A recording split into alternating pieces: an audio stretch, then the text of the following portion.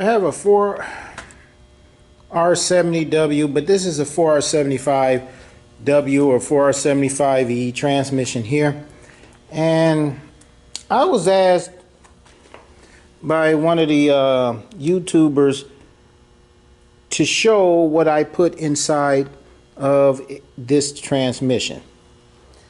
Okay, now it depends on how many miles is on the transmission, or if I can determine if that transmission has ever been out before.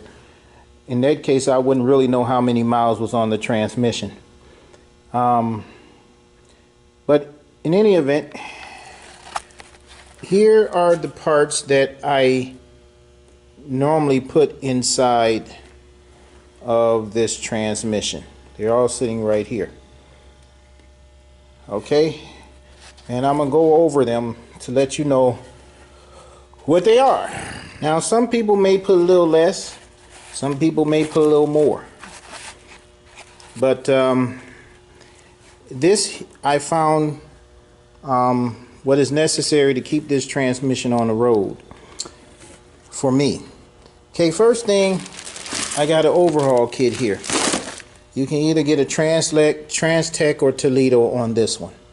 Okay, so I get the overhaul kit with the gasket seals, O-rings on there. If you want to get one that have clutches, that would be, I don't know if it's a master kit or one with clutches and steels, you can get that. But if you have clutches or steels individually, then you don't need that. Only thing you need is just this kit. Second, I get this Superior tough plate. The reason I do that because normally a hole is beaten in this plate by that accumulator top that looks like a sombrero hat. Also, it can fatigue it and have cross leaks. This is a thicker plate. Now, Sonic's come out with something where you can somehow bolt it down. I haven't used that yet. One day I would probably try it. If I do, then I may not be using these plates, depending on if it's cost effective or not. Next, I have the rubber molded piston set here, which is the overdrive servo, reverse servo, and then these other pistons here. These are brand new. Okay,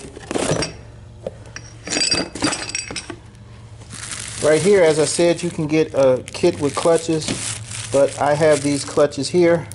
These are forward and reverse clutches. These clutches will fit both. There are some clutches that are only forward only and reverse only, but these will fit both. I have the direct clutches here. You don't always need to change these. It depends on how many miles is on there, how much friction material is on there. This trans has over 200,000 miles. Time probably to replace them. Okay. I have the direct drum. The reason I replace this because the splines like to wear out in here and you have it loose, and if it gets too loose they strip out and then you won't have fourth gear. Okay. Next comes this forward drum.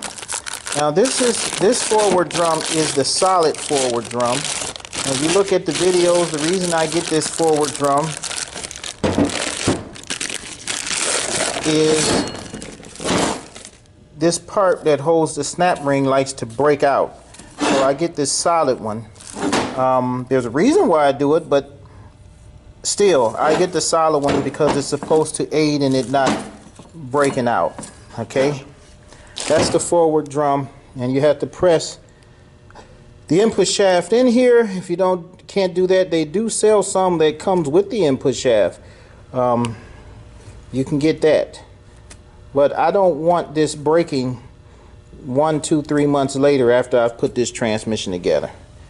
Okay, depending on mileage, I put an overdrive band in. This one will get one, a new overdrive band.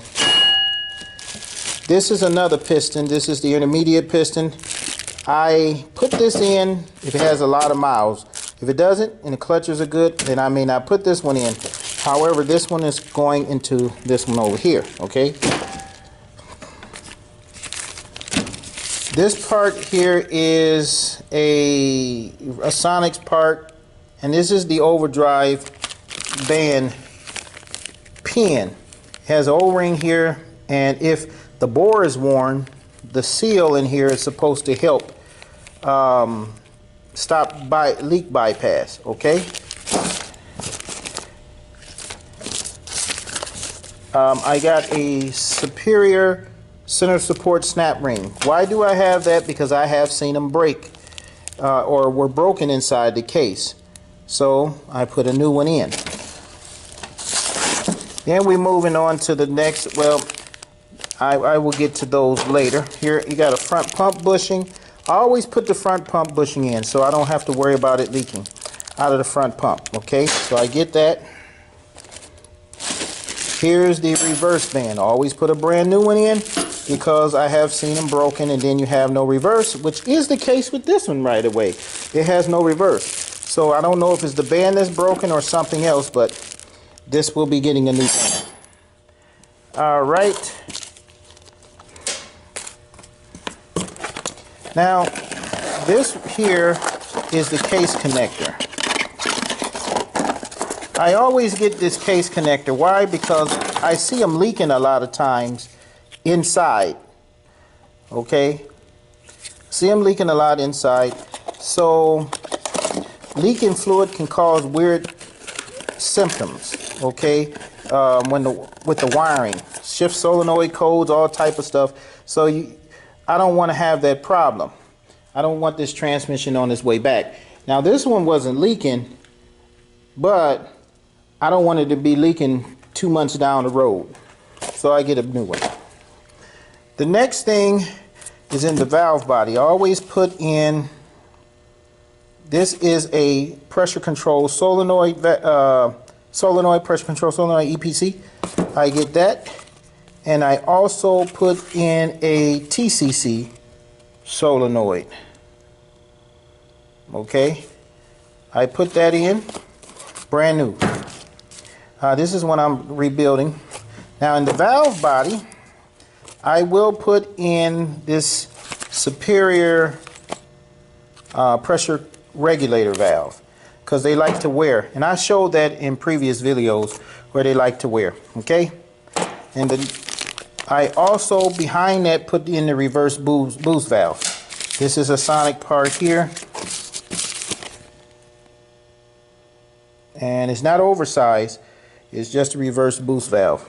Okay, now in the valve body I do ream it out and put in an oversized pressure regulator valve.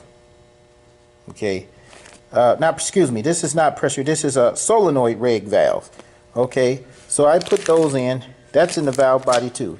So these here are the parts that I use when I'm putting the transmission together. Okay, again, when it comes to this, you don't always have to put this in, this solid drum, but I say 90 to 95% of the time I do.